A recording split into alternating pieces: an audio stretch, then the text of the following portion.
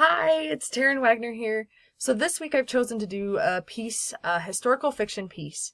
And historical fiction is categorized by the fact that these books are usually set in the past. Sometimes they cover notable events in history, or sometimes they just briefly mention notable historical figures, but the point of the writing is to be set in a certain time period and to kind of follow the cultural and social expectations of that time.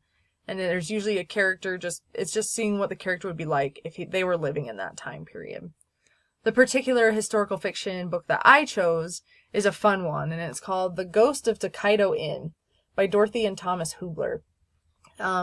It's really fun because it's actually set in ancient Japan, not too ancient of Japan, but like between 1717 and 1744. And it's about this fictional young man named Sakai, who's the son of a tea merchant, but he really, really wants to be a samurai. While he is on a journey with his father to sell tea, they stop at this inn called the Tokaido Inn. And while they're there, Sakai meets a young woman who's kind of cute, and they end up meeting up with this powerful shogun who's clearly not a very good man. But while they're there, this kind of jerky shogun, he gets robbed. And what was stolen was a tiny little red gem. And the powerful shogun accuses the girl of having stolen this gem. But as it turns out, Sakai the night before had seen the gem, but the gem was in the hands of something he didn't think was possible, a ghost. And so he sees this ghost, and he tells the shogun, he's like, hey, I saw a ghost steal your gem, so it definitely wasn't her. And of course nobody believes him that he saw this ghost. But one man comes in, and his name is Judge Uka, who is actually a real person in Japan, and he was actually known as the Japanese Sherlock Holmes, because he used logic and reasoning to solve crimes in Japan.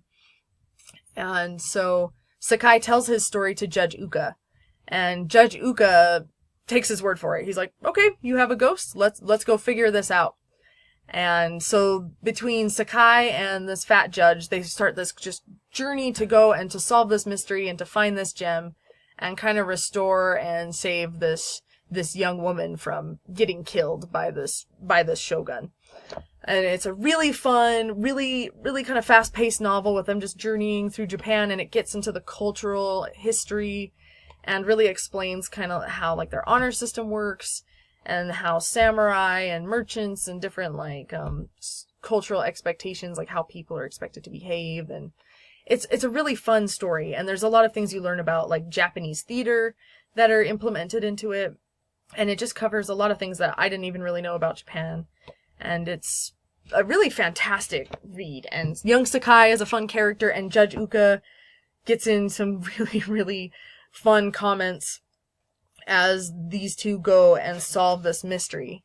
One of the segments, they are searching for the ghost. The judge is having Sakai kind of go through and explain exactly step by step what happened that night, and he's having him show. He's like, okay, what room are you in? What was going on? Let's go through the night before. And I'll read a bit of this segment. And he says, Sakai went on with his story, and when I stamped my foot, the jikaninki, which is the ghost, sank into the floor and disappeared. Show me where, said the judge. Sakai went to the end of the corridor. Stop your foot like you did last night, the judge said. I stamped in front of our door, not here, Sakai replied. I know. Stamp here now. Sakai obeyed. Now over here, said the judge. Again back there. Try this spot. Judge Uka heard something and squatted down on the floor. He began to run his hands along the smooth boards.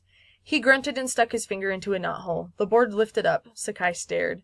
Underneath was a dark black hole that led down into the earth. Very good, said the judge. Take off your kimono so that it will not get dirty. Sakai felt his body tingle. You want me to go down there? As you see, I am too fat to fit inside. But what if the thief is still there? This time Judge Uka did not hide his smile. What harm could he do to you if you do not fear death? And so that's just a little segment from The Ghost of Tokaido Inn. I highly recommend the read.